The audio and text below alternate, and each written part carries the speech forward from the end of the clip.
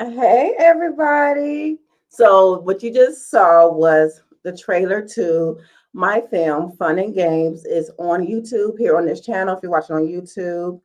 And just go over and check it out. It's a mini short. So, it's like I want to say like a concept film because I am going to turn it into a full feature in the very near future. And it's the show was sponsored by Fun and Games, the movie.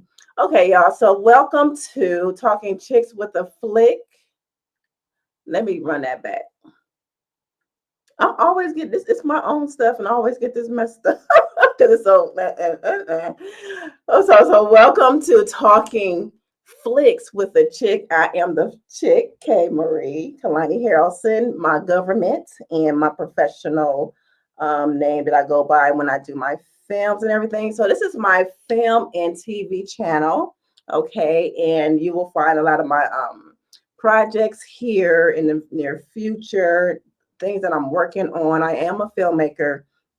I'm a new filmmaker for about a couple of years now, and again, my film Fun and Games is done the film festival circuit. It's been screened in some film festivals, so I was really dope about that. I was really hyped about that, and that was very dope to have my first project being screened by some good film festivals. So that was like an ego boost. And I also have another film that's on Vimeo. I was a part of. It was actually our student film, and it is a romance thriller called Wanted Love. It's on Vimeo. You can go over there and check it out. It is a really good time.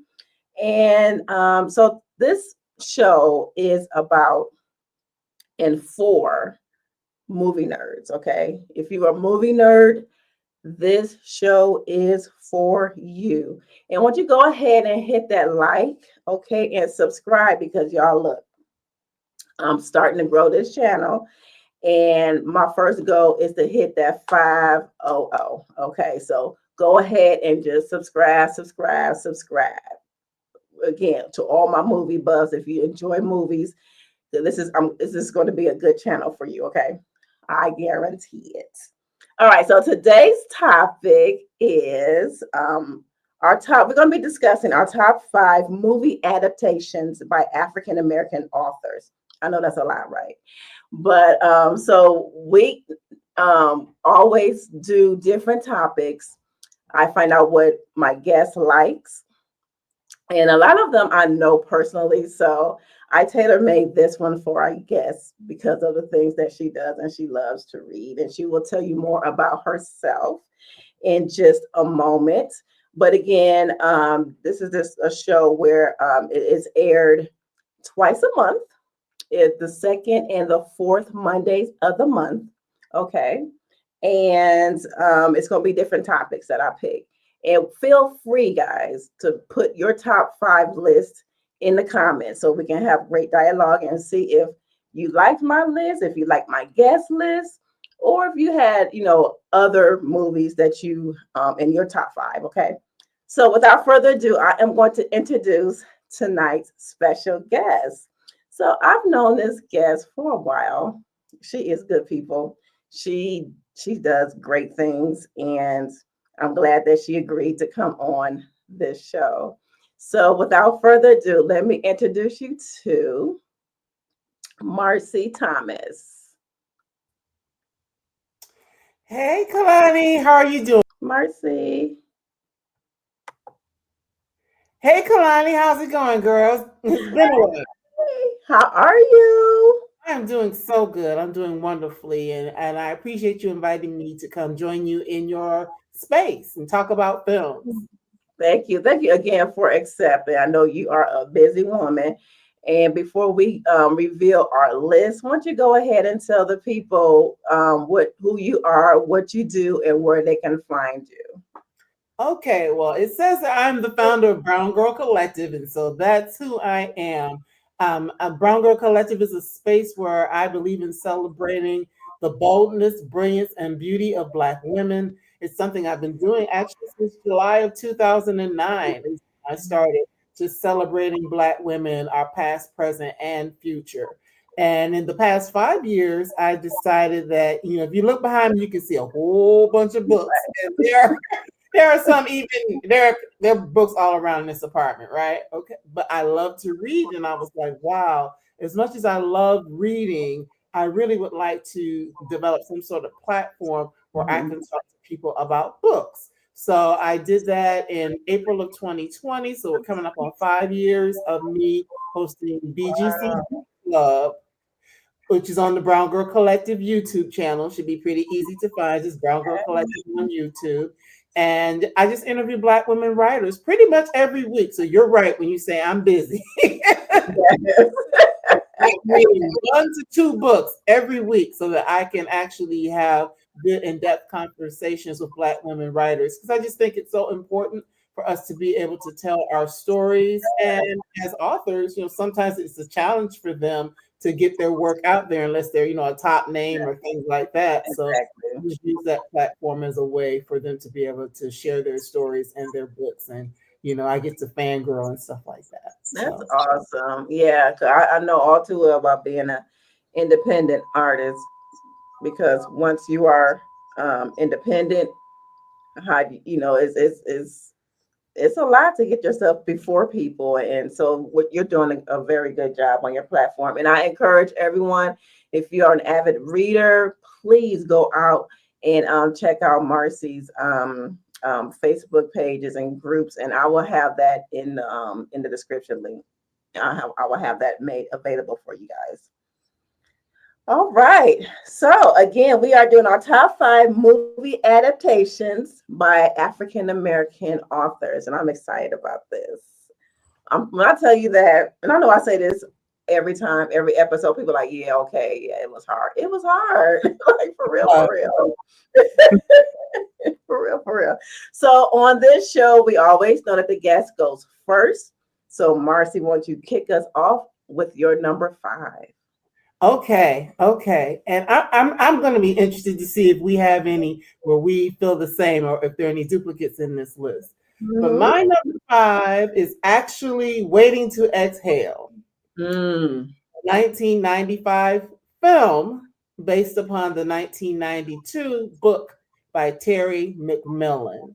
And so Mhm. we know, well, if you're old enough, I am old enough, right? I That am too. when Waiting to Exhale came out in 92 is a really big thing. Just think of all the stuff that was happening in the early 90s with our music, with all the Yeah. Black films, all, even Black people on TV. So it was really good to see this book come out and really begin to talk about Black women's stories. Now, of course, there are people who didn't like it, of course. I did like it. Men, because she was talking about men, of course, Lord. you Okay. know. But what I loved about the book, and then 3 years later when the film came out, is that it really was an opportunity to see Black women shine, to see them have them be able to tell their stories about what it means to to be dating or to be married and getting a divorce, just a lot of the things Yeah. that women went through. And then of course it was directed by a man, Forrest Whitaker, His directed. and that was his directorial debut as well. Absolutely was. And we can Yeah. talk a little bit more about men directing women in a little while, but it was it was just really good. He did a really good job of He telling. did. He really did. And of course, we had our beloved Whitney Houston, Angela Bassett, Leela Rashawn, Loretta Devine, some women that have done so. Of course, Whitney's not with us anymore, but some of the other women have done so much more since then. And this was an introduction Mhm. to, for many of us to their work. And last but not least, I cannot forget that banging soundtrack. It had like one of Come the on now. soundtracks ever. So that comes in at number 5 for me. And I think didn't Babyface win a Grammy or something for the soundtrack? We probably did because yeah, that soundtrack had Whitney. It had Everybody, Toni Mary J. Mary J, Oh, that soundtrack. TLC, Shantae Tony Moore. Braxton. Wait, was it Yeah, Tony Braxton? yeah, Tony was on Yeah. there. Chaka Khan had a song on there. Who else? Pay LaBelle had a song on there, and Mhm. Faith Evans. So I mean, some of everybody. the who's who of Black women in music. And I can't forget CC Winans. You know, they Oh can't yes. Count was on Me, her and her duet with Whitney. That's one of my yeah, favorite songs. yeah. So I mean, that is coming in at number 5 for me. Okay. Okay. That's a good pick. And I'm glad you mentioned the soundtrack because we are going to do an episode in the future with our top five favorite movie soundtracks. Mhm. That's going to be a good one. I know for sure that one is going to be on my It list. should be. Okay, so my number five is, and I love this movie. Every time it comes on, it doesn't matter if it's in the middle or whatever, I'm going to watch it. And that is Think Like a Man. Okay. Mhm. Written, of course, written by Steve Harvey. I Think Like a Man came out in 2012, and it starred. The reason why I wanted to see it is Michael Ealy got me to Michael that. Keaton, yeah, of course. Even though he So oftentimes doesn't play a nice person, but yes, he's nice to look at. oh yeah. So it had Kevin Hart, Michael Ealy, Gary Owen, Ramani Malco. Who else was in that? Terrence from 106 in Park. I think that was like one of his Right. debuts in acting. And I just again, I was the one, I had the book, you Mm-hmm. know. I had the book. I enjoyed the book. I like Steve Harvey, and I know some people don't, you know, care for Steve. And okay, and I get it, but that film, it was hilarious, Mm-hmm. and I like how it followed, the four or five different men. Gabrielle Union was in it too. Yep. That just Right. my memory, right? She was like in everything at one point. Right. But yeah, but that movie, it just, especially the Taraji P. Henson character and the Michael Ealy character, Mm-hmm. because, and I don't know how women may feel differently. As a matter of fact, I know they do feel differently about something like this because she was, very successful in the corporate world. I mean, probably making like what, six, seven, maybe figures. And Mm-hmm. here he is, Michael Ealy, just trying to come into what he wanted to do. And a lot of times, we as women, we can, it could be somebody that's that's good for us, good to us, but we like, he doesn't make that much. And I Mm-hmm. get it, you want to have somebody that makes comfortably like close to you or whatever, but sometimes you just got to find your own path. And Right. I just love that movie. I do. Again, with the comedic relief with the Kevin Hart Mm-hmm. and his crazy self. But Yes. yeah. So that's my number five. I really like Think Like a Man. All right. And I just have to throw this in there because we Yeah. are talking about the books. Of course, Steve Harvey wrote it. However, his ghostwriter was Deneen Milner, a Black Okay. woman writer who was his ghostwriter. She actually is here in Atlanta as well. She's written quite a few books herself. But yeah, he got the top billing, but she actually was the book. Mm. So for the actual book. One thing, and then we'll move on. But one Yeah. thing No, I I like the little fun facts.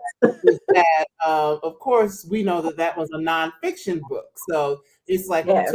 they took a story. I mean, they took a nonfiction book that had all these tips and all these sorts of things and turned it into an actual fictional story. So Mhm. I like that. And actually, one of the ones that's on my honorable mention list. They did something. Okay. We'll talk about that when we get to that part. But yeah, just want to throw that out there. I like that. Thank you. I never knew. Yes, give Deneen her shine. Yes, Mr. Name. All right. Okay, what is your number four? Okay, speaking of Michael Ealy, he is in my number 4. Mm. That is Tea Cake, Their Eyes. Were Watching God. Mm. 2005 TV film that was produced by Oprah Winfrey and starred Michael Ealy, of course, as Tea Cake, Halle Berry Mhm. as Janie, and of course that was based upon Zora Neale Hurston's Yeah. 1937 book, Their Eyes Were Watching God. And for me, it falls just because, as I mentioned, I love to read, I love literature. And just being able to, number one, be introduced to Zora Neale Hurston, because for many of us, that's our primary introduction to Yeah. who she is and was. A lot of people didn't like her or didn't know who she was, Exactly. during the time when she was really writing. She got a lot of pushback for her use of language and all sorts of things during the Harlem Renaissance. So when Alice Walker, who's also on my list later on, if that might give you a hint, Right. that's when we found out who she was, because Zora Neale Hurston herself had died penniless. She didn't have a tombstone, all those sorts of things. So even though it's posthumously, to be able to have one of her stories told in such a profound way, and to have other Black women step in to make sure that this story gets told and that she is introduced into the canon of literature as well as film. I just think that that's really powerful to be able to see her story. And even though Janie's story isn't an easy story, it's a real story of a woman who goes through a lot of transitions in life and figuring out who she is and figuring out what love is and all of those sorts of things. So that is Wow. my number four. Took me back. I have not rewatched it since it came out. Mm-hmm. I might Yeah, it's have to almost revisit that, 'cause that was good. That was good because the Oprah was it like an Oprah Winfrey? right. Yeah, she produced it. Mhm. Yeah, Mm-hmm. I remember that. She It was shows up a lot too. So yeah, we'll done a lot in her career. So she shows up a lot with the Black films and things like that. So yeah, she does. Yeah. Okay, good one. Good one. Yeah, that took me back.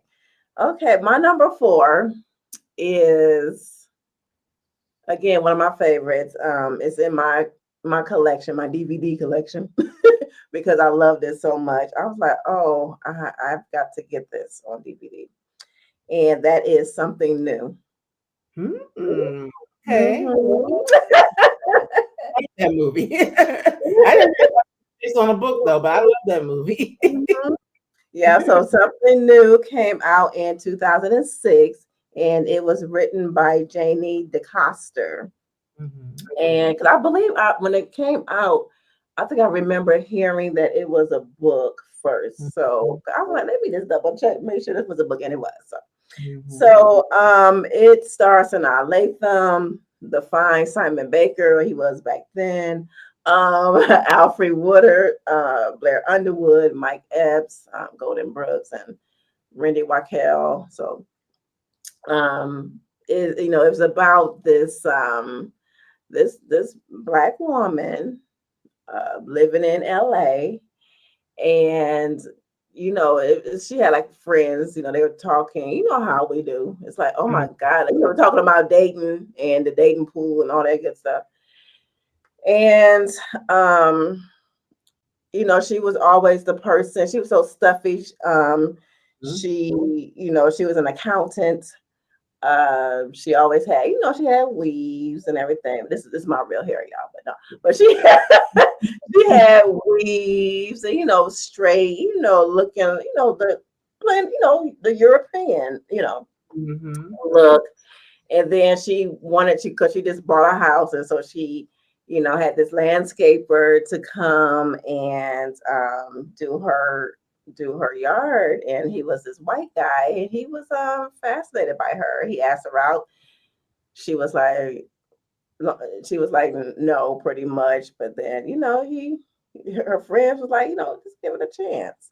So she did, and she ended up having a good time, and she Mhm. became, she started wearing her natural hair, just all that good stuff. And of course, you had some some conflict, like all movies do. Mhm. And it. the barriers, or not the barriers, but the what was I trying to say? Their backgrounds come into play. Put it that way, Mhm, you know, by him being mhm. white and her being black, and they clash. And I don't want to tell the whole movie if you haven't seen it yet, but that is my number four. It is one of my favorites. At one point, I was watching it like every weekend. Wow. Yeah, and this is like it's like a reunion for Sanaa Lathan and Alfred Woodard, because you know they played Right. mother and daughter, and they played mother and daughter on in Love and Basketball. I was like, oh, look at that. Right. Didn't they also play mother and daughter in the family that praised Tyler Perry's movie? Oh Lord, did they? They I know they did. were three times. Yes, yes. And Taraji was the other Yeah, she daughter. was because she was the restaurant. Yeah, okay, yep, I got yeah. So yeah, so something new. If you have not seen that film, I suggest that you see it. And to my Caucasian brothers and sisters that watch this show as well, you know, just because you know, this branch out, just because a movie has, you know, some black leads in it, you're gonna be surprised if you have not seen them. Watch them; they're good. They're good. Mhm. Yeah, Okay. I enjoy that movie as well. And I don't know, every time I watch that movie, I get weepy. I don't know why. Don't ask me why. So y'all have All to watch to figure out why the sister's crying. So yes. all right, y'all. So this is the part of the show, and it's called "Did You Know?" So, did you know that Sophia's speech at the dinner table was an ad lib prompted by Steven Spielberg? This is from A Color Purple. In the middle of filming the scene, he asked Winfrey to express to Celie how she felt that day when she saw Celie in the store as Sophia was shopping for Miss Millie. So Oprah improvised. She freestyled that. Mhm. She freestyled that. I didn't know that she did that. I was like, Okay. okay. Oprah's underrated as an actress. She really is. She's She really underrated as an actress. Yeah. Okay. What is your number three? okay. And as I'm looking at my list, a lot of my stuff is older, but that's good. It's not, and because I think we need to not forget about some of our older books and Mhm. films because they are a part of Agreed. history and the canon. So this would Mhm. be If Beale Street Could Talk. One of my only men on the list, and that's James Baldwin's fifth novel that actually came out in 1974, and the film adaptation that came out in 2018, produced by Barry Jenkins, starring Regina King, Kiki Lang, Coleman Domingo, Stephen James, Tayona Woo, Paris, heavy hitters. a whole bunch of people. Mm, I'll admit, a lot of people are really big into James Baldwin, and I have not necessarily read a whole lot of his work, mhm. because I'm in Black woman's world. Right, right, right. Have actually read and then just seeing that movie. I mean, first of all, the beautiful melanin that was popping all throughout. Okay, just the beauty, the way it was shot, because of course, Barry Jenkins had done Moon. Was it Moon? Moonlight. Moonlight, yes, which was also a very beautiful film, just in the way it was shot and things like that. So Yeah. being able to see him take that skill set and put it towards this book, or this film, was very just beautifully shot. The scenes and all of that, and then that's the story in and of itself. Regina King, Coleman, everybody, they just acted their behinds off. Michael Beach, once again, we didn't like Michael Beach in Wait for the Right. I'm like, why is he being He needs new PR. Him and Michael Ealy, they need different PR. They always in these bad characters. But the story, even though it's 2018, telling a story from the 70s or late 60s, it's still very relevant. Just thinking about what happens to families when someone gets in a situation and they end up imprisoned, and what that looks like for the people that love them. the Mhm. child that they might end up having to, that a mother may end up having to raise because the father's not there, Yeah. what happens in the families, all that sort of thing. So I love that movie. That is my number three. I liked it too. I saw it at the show, and I think I went with my mother. We saw that. Oh my God. One thing I love about movies itself and what draws me is the acting Mm-hmm. and dialogue. Because I am a writer, so that's why Mm-hmm. the dialogue is important. But um, that movie, oh my God, it has some good acting in it. Mm-hmm. Oh, it has some good acting in it. You got Mm-hmm. your, like you said, Regina King. She can't miss. Right. Um, And she won the Academy oh, for that one. Mm-hmm. hmm and the two leads. I mean, Mm-hmm. it was a wonderful film. Oh, that was a good film, and it's one of my honorable mentions. But yeah, it's a good film. Mm-hmm. So my number three was your number five, Waiting to Exhale. So again, Waiting to Exhale came out 1995, the year I Okay. graduated, and man, man, that's all I can say. It was, Mm-hmm. like I said earlier, it was written by Terry McMillan, and I think at that time, because if I can think back to the feeling that surrounded this movie, the conversations, it was like on another level. It was like women. I was 18 at this time, so it was just like, it's like to see our stories on there, like you could relate to one of those characters, at Mm-hmm. least Mm-hmm. one. And it's so many, well, not so many, but it's a lot of like memorable scenes. One of the things, like with Layla Rashawn and oh boy, he played in a lot. I can't, I I will know. look it up. I'm talking about the Mm-hmm. one with your wearing leather wearing self in the Oh, yeah. summertime. Was that Michelangelo Williamson? Yeah, Is 'cause he's that a great actor. He's good. He's good he in some was stuff. in Forrest Gump. Forrest Gump, Yeah. right? And Fences. Oh, he did his thing at Fences. But yeah, y'all, Waiting to Exhale. That was great, and again accompanied by the great music.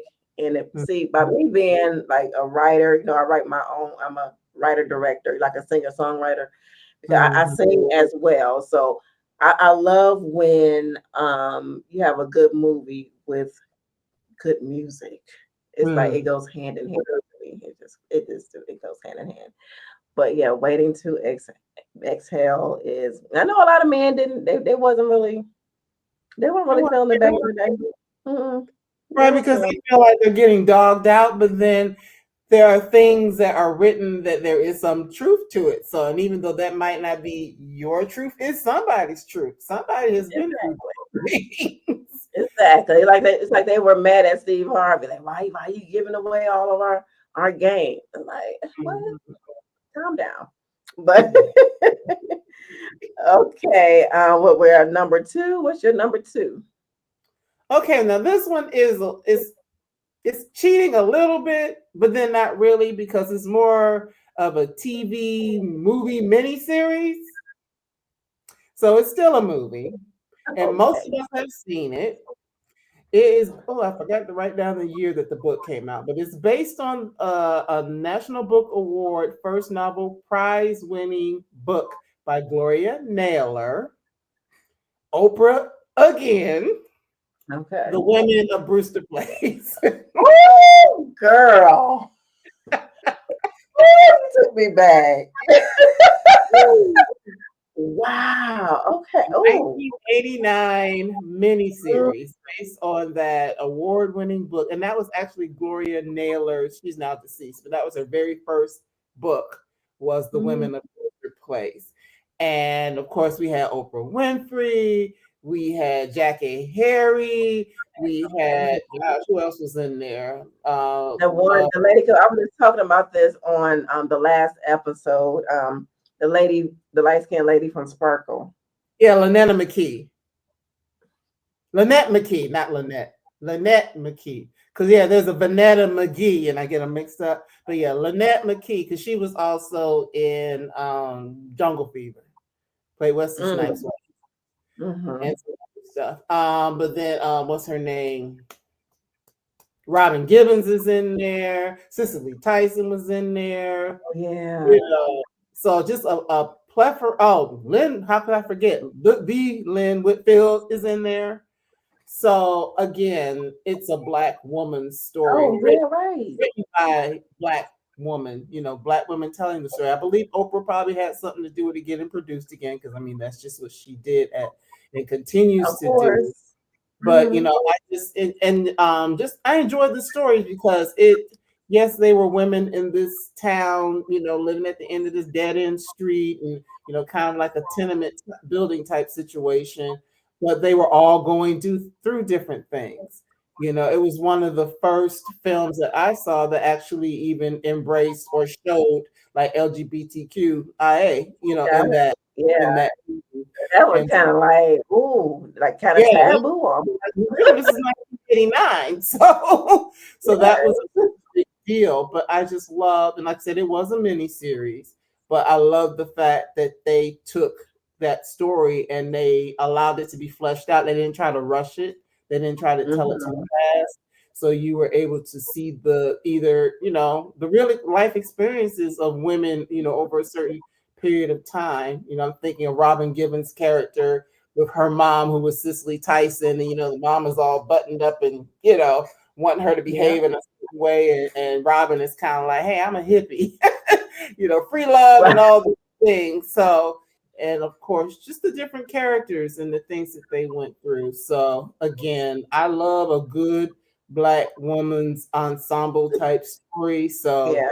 there you have it, the women of Brewster Place. Wow, that was, yeah, 89.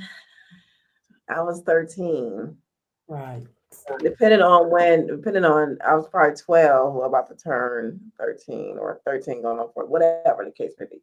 But yeah, I was around that age, and I remember that on TV. I remember watching it with my mother, my grandmother. Um, wow, yeah. And I don't know why, but that one scene always stick out with the little baby Mm-hmm. in the pocket.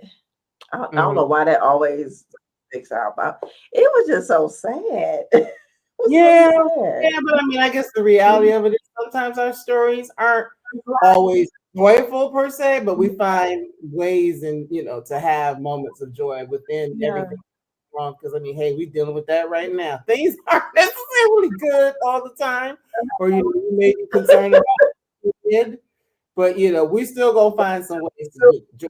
So that's what I like. And the whole thing.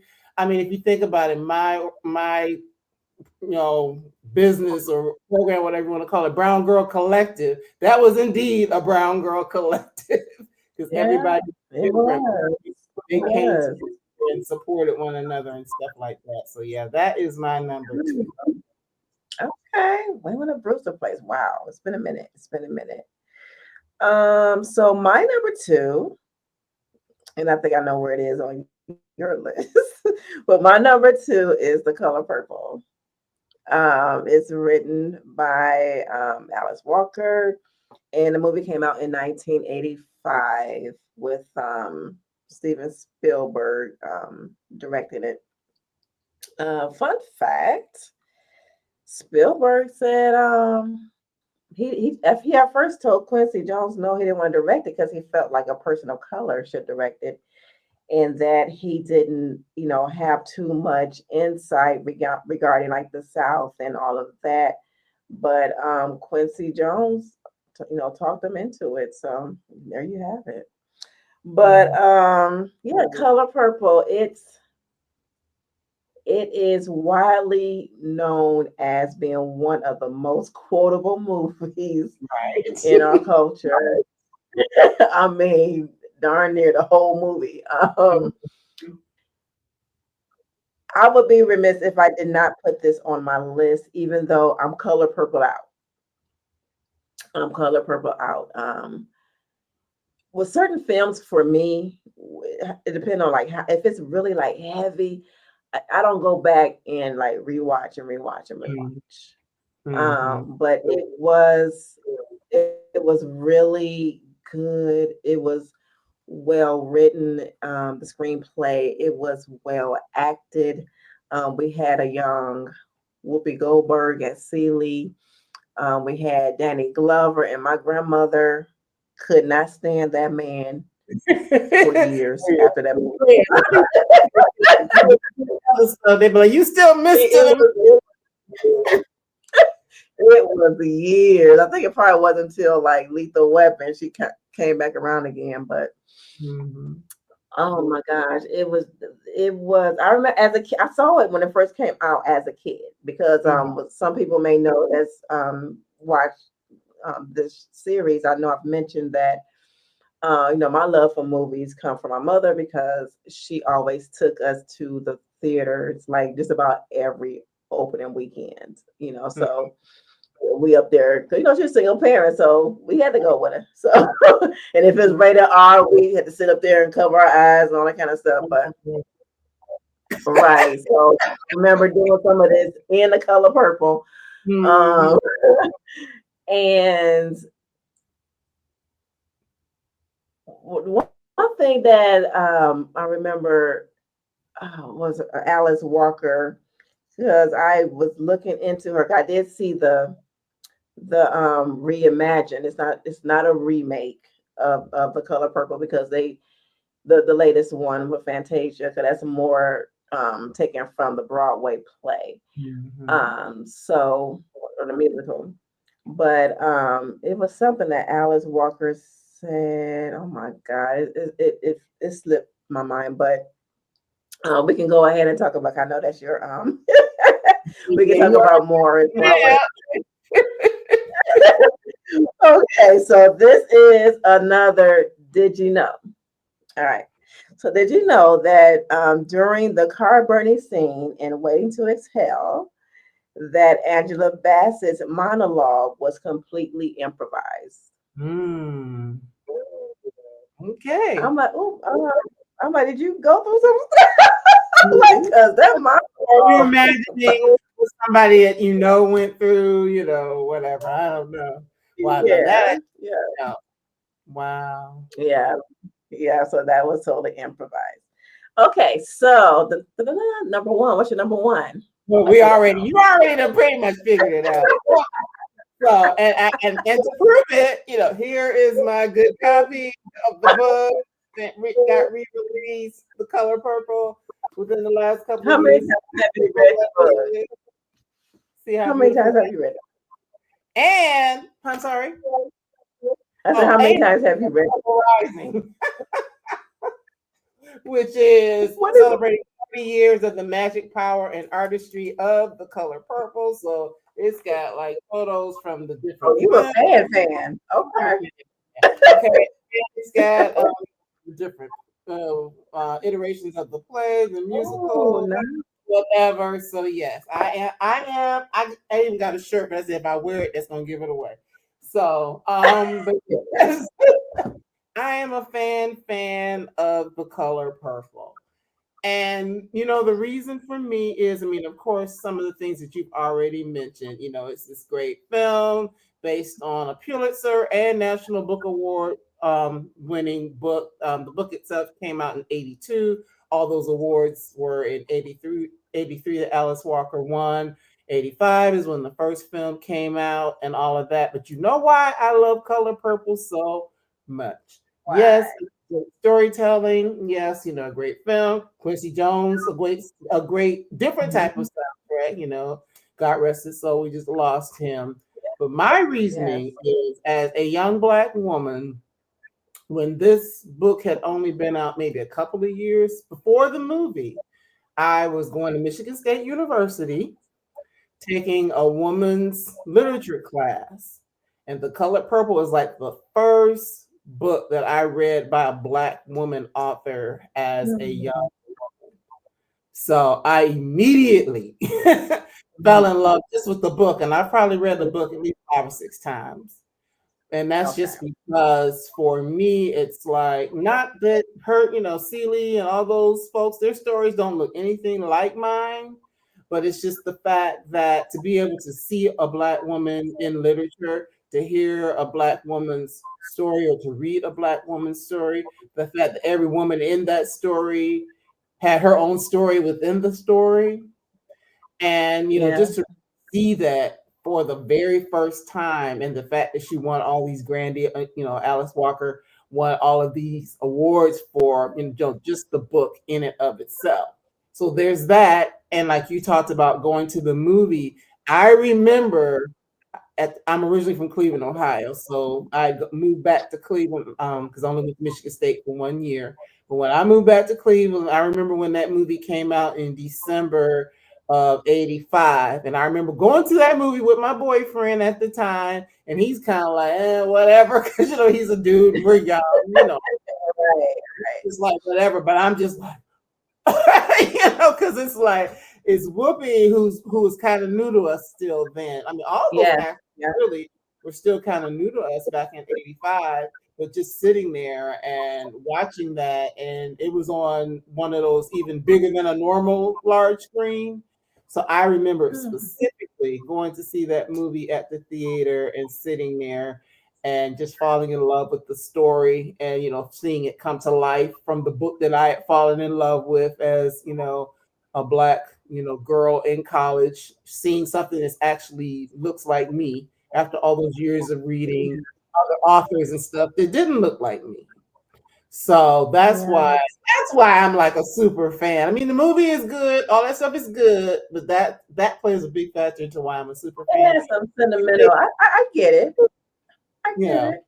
I did enjoy the film last year as well. Even though I know some people didn't like it as much, but I enjoyed the adaptation because it was different. It's like a retelling of the same story, and some of the things that are in the book that you don't see in the first movie, you kind of see it in in this adaptation. And I like musicals anyway, because if you Yes. bring me about musicals, we could talk about musicals. But yeah, I I do love musical film. We just did a we just the last episode is about movie music drama musical dramas. Well, I'll just tell you right now, my number one is Five Heartbeats, hands down. But but All right, yes, all right.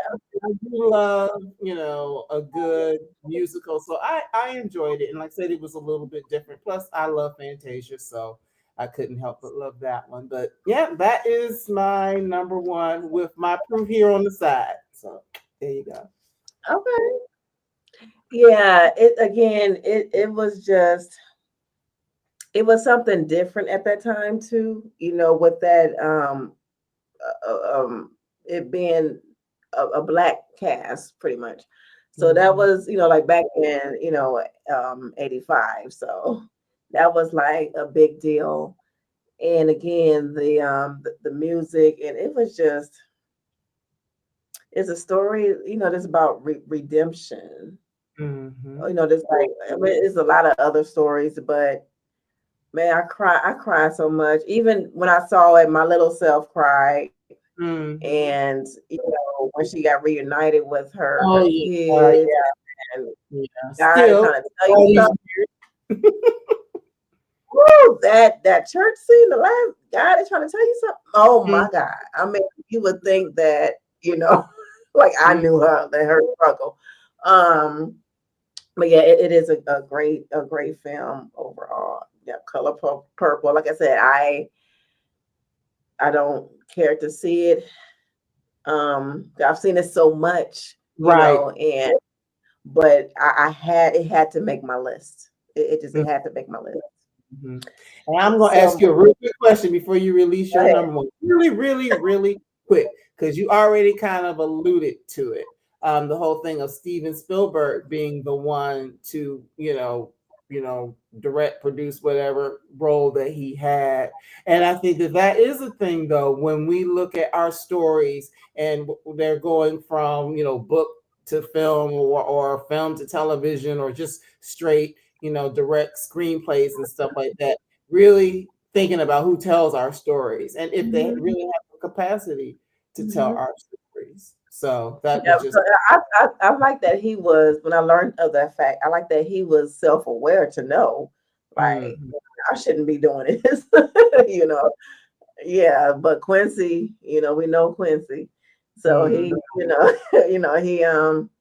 he, he pretty much talked them into it. So yeah. Yeah. All right, so I'm excited to hear what your number one is. My number one is Malcolm X. Hands Oh, down. wow. I don't know what I was thinking about, but yes. Yeah. Malcolm X. Okay. Of course it was written by Spike Lee. Well, it's directed by Spike Lee. And it was autobiography by Malcolm X, Detroit Red, aka Detroit Red. Mhm, Denzel Washington embodied Malcolm X. mhm, He was robbed of his Oscar of with course. Malcolm X. Mhm. I don't know if you have not seen Malcolm X, and if you haven't, why? What's up? What's wrong with you? What's wrong with What's it? wrong with you? It's one of not just African American films, but it is one of the best films that's out. Um, Good acting, the screenplay, the story, it was well written. Mhm. Um, it really takes you on a journey. I seen the movie before I even read the book because I didn't read Oh, the book till I was Alex in high Haley school. book. Mhm. We got to big Yeah, up Alex Haley roots. Yeah, he helped with writing. yes, Mhm. yes. Oh, Alex. But so I saw that first before I read the book in high school. Mhm. And at that time when I saw it, yeah, I was young, so I didn't know much about, Malcolm X except for, the little bit that they told you in school. Right. And I was like, it was very educational for me again Mhm. at that time. And again, Denzel did his thing. Yes. That is one that is my favorite. That is my favorite, hands down. Okay. Malcolm. And I guess I'm so much in Black women writers because that's what I do, that Malcolm X didn't pop in my head, but that's definitely one of the top. And you are frozen on my side. So hope everything's okay.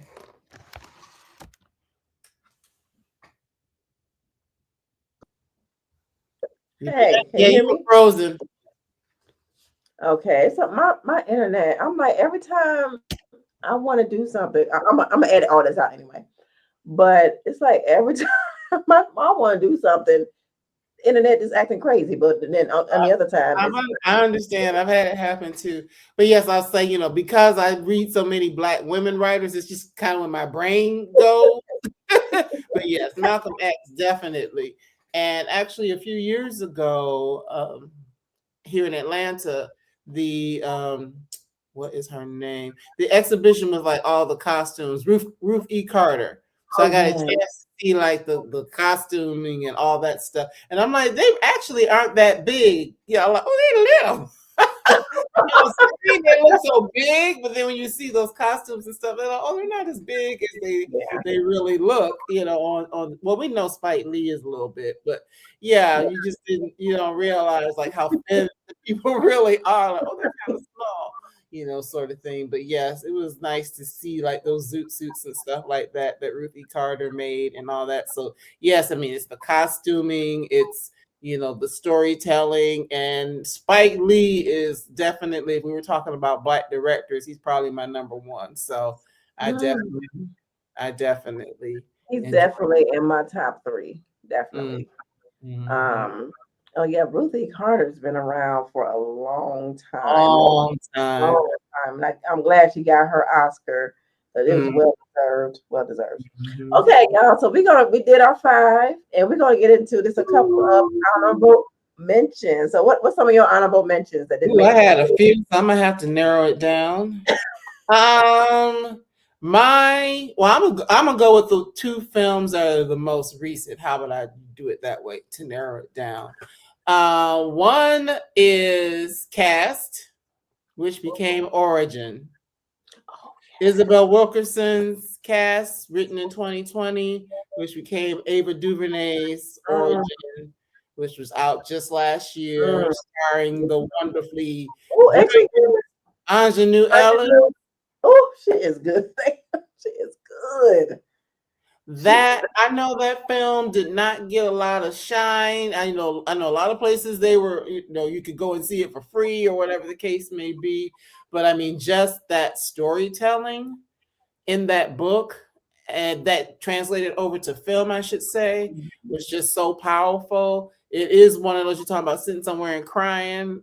That was me, just the interweaving lead character story, which is, a take on Isabel Wilkerson and Mhm. how, all these people that she was studying and this history that she was going back and looking at the things that they were dealing with in terms of this whole idea of us being in a caste system. And the story was just so powerful. But then looking at what we're dealing with right now, we can I, see I'm about to say still, we're not too far off. still a thing. So yeah, I think that was one of like the best movies ever. And I love Ava anyway. So Yeah, that was yeah. just one of the best movies ever in terms of an honorable mention for me. Okay. Well, that's your only honorable mention. No, I had more, but as I said, the ones I'm gonna choose are like more recent films Okay. since people would be more familiar with them.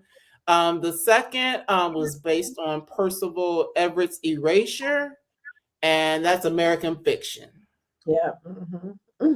Or Jefferson's film that was just out with the wonderful Jeffrey Wright, Sterling K. Brown, who we love, Tracy Ellis Ross, Issa Erica Rae, Eric Alexander. Alexander. That was Mhm. just a really good story to me. And because I am in a space where I'm always talking to authors, I hear all kinds of stuff about their experiences and what people think and the stuff that they go through. So even though I have yet to write my book, notice I said have yet to, Mhm. I Mhm. do Only a matter of understand. time. I do understand, and how. I mean, we've seen it even if we're not in that industry. How sometimes, like think 2020, everybody was wanting books by Black authors because they wanted to be able to show that they were quote unquote woke, but now they hate Well, woke. But yeah. nevertheless, we're not going to be on that soapbox today. But just things like, so we know that this happens. Like, oh, if you tell a story, it needs to be a little more ghetto, or it needs to be a little more ghetto, whatever that means. Black it up a little bit. Yeah, Yeah. black it up a little bit. So yeah, I love that. And actually, there was a film, I can't remember whose film it was, that kind of touched on that. Another film years ago that kind of talked about that a little bit. I can't remember. Was it I'm Gonna Get You? Uh, No, Hollywood Shuffle. Hollywood One Shuffle. of my Yep. favorites. Yeah. Yep. That one as well, where you kind of talk about the things that Black people go through. In Yeah. that case, Hollywood, but the same thing kind of translated to the publishing industry. So those are my two. I have more, but I'm not going to keep you here all night. Yeah, American Fiction. I had it on my list. I had to take it off because of the other ones, but definitely that was a good film. I agree with everything that you just said. But in addition to that, honorable mention, another Terry McMillan, How Stella Got Her Groove Back, Mhm. and Hidden Figures. Oh yeah. Hmm. Those were I cried my eyeball. Anything that can get me to crying, I'm like, I like that movie. I like a good cry when Hmm. I love Hmm. a good cry. Yeah, so How Stella Got Her Groove Back. When I went to Jamaica, Mobe, we when I went on my excursion, because they we had to pick up different people from different hotels, with this Hmm. great company, and somebody was staying at the same hotel that Angela Wow. Bassett, and it was so nice. Oh my, they were Mhm. like, they was all proud, like this is where how Stella got her groove back. This is the hotel that Stella or Angela Bassett was staying in. I was like, Mhm. but yeah, and then of course Hidden Figures, didn't even know that. Right. Didn't Right. know Yeah. that at all. Mhm. And it was just, you had Taraji, what's her name? The singer, Janelle Janelle Monáe. Monáe, Mhm. and who else? Oh my God, who else was Um. there? I want to Mm. say it wasn't Octavia, was it? It was. It was okay. So yeah, that film was, again, it was an eye opener because I did not know that, Mhm. and the acting was just phenomenal. So those were Mm. my honorable mentions as well. Okay. Oh yes, and I thought about Hidden Figures, but I didn't write it down. And actually, I had How Stella Got Her Groove Back written like on as a side note to Waiting to Exhale. And the reason being is because it was How Stella Got Her Groove Back, and then also Disappearing Acts that were like all Terry McMillan books that wound up being movies. So the first one was Waiting to Exhale, but then the other ones came on the heels of it because just from the perspective of being an author and in the publishing industry, everybody was loving on Terry McMillan. She doesn't write as much as she used to, Yeah. but during the time frame when she was like really pushing them out, she was pushing them out, and people were really, trying to pick up those stories and turn them into films, knowing that, kind of piggybacking off of the success of the Well, book. So yeah, so that's Hollywood. Once something is a success, they want to keep doing it and duplicate it. So yeah. yeah, and I know just one thing I want to say real quick because I have noticed, as I mentioned, I interview authors all the time, and I have had some authors on my show that have been optioned. But the thing of it is just because they get optioned doesn't necessarily mean that it's actually going to get picked up and turned into a Mhm. television show or a film or whatever the case may be. But I'm noticing that, like with some of these, it might have taken years and years for them to, well, Yeah. maybe 3 or 4 years, or maybe much longer. But now it's like some of these sorts are getting optioned as soon as the book comes out. They're already optioned Right. and things Right. like that. So I just find that interesting, and wonder if that, about the publishing industry, if that plays a role in, are they seeking that at the same time? Does that play a role in, how much they're going to promote a book and things like that? If they think it could potentially get optioned or whatever, but that's just food for thought. Yeah. I think it's some of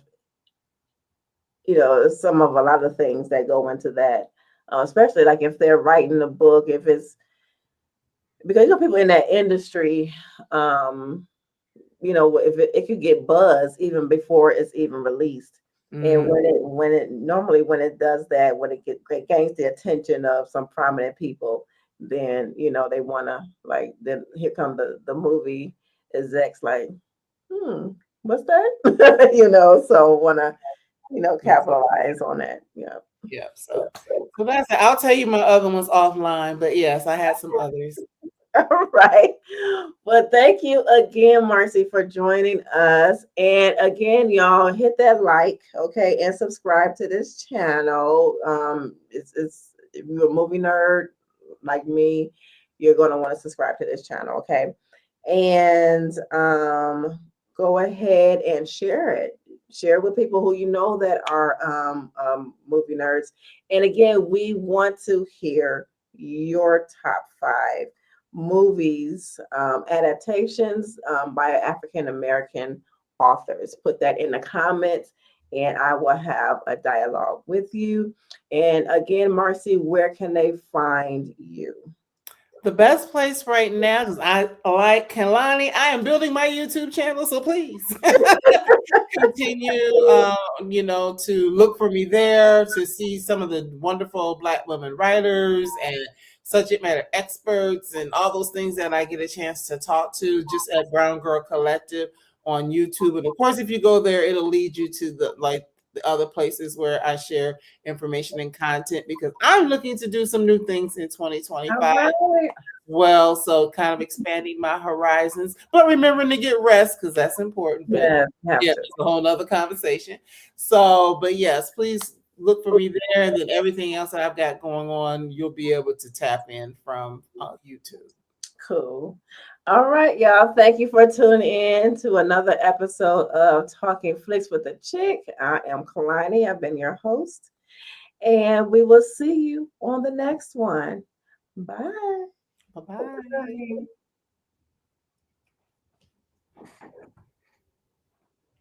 Come on and stop. Hate it I'm when telling you, this dang on internet is still. Come on in. yeah. I'm so glad I can edit. Oh yeah. Okay. What time's your other person? My other person is at 8:45 Okay, in you the. got a couple minutes. Okay, I'm gonna tell you my other two. Well, actually, I had three more. Actually, it's four. But one couple of them might be a little because you did say movie and not TV. Yeah. Mhm. But one of the other movies I had was Just Mercy, Brian Stevenson. Oh yeah, just that's newer, right? Yeah, it came out in 2019. Michael B. Jordan and Jamie Foxx. It was that long Uh, ago. I don't know why I'm thinking it was like okay. hmm I had Queen Sugar on here, even though it's TV. Mm-hmm. It did start out as a book. Mm-hmm. But the book is very different from the TV show, though. Oh It's really? very different because when I started watching, I didn't really like the book that much, but I loved the TV show. Okay.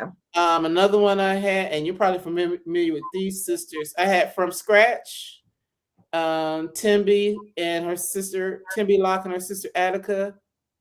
That was more of like a mini series. Okay. I didn't see that one. hmm But yeah, it's based on Tembi, Tembilocke. The book came out in 2019. It's based on her memoir. It's like it'll put you in the mind a little bit of something new because it's a black woman. She winds up meeting an Italian guy and they end up getting married, blah blah blah. But yeah, Timby and Attica, Attica, they're filmmakers. So they write. Actually, Timby is an actress as well. So yeah, they have their hands on both Hmm. sides. But it's a fictionalized account of her story because I was looking at something and they said that only probably about 20% of it was like true, but it was based on her book. And Okay. last but not least, the other black girl. I like that. That's Hulu. By Zakiya Delilah David Harris, rather. And that was a relatively new book. So that kind of speaks to what I was talking about, how that book hadn't really even been out that long. And that got optioned real quick. That one and Black Cake, but I have not watched Black Cake yet. So Okay. I haven't either, but I heard so much about it. So that's that. But I'm gonna let you go, so because I know how it is. You loaded yourself up, sis. And right now your screen I is frozen. did. I can hear you, but I can't see you. So Oh, see, I can't with this. I'm gonna let you take Thank a break, shut it down for a minute, so yes. give it a chance to rest. But thank you again. Let me know when it's gonna go up, and I'll Okay. Thank you definitely so much. push it out and everything. You Okay, know I what? will do. You're still showing it recording. Okay, hold on.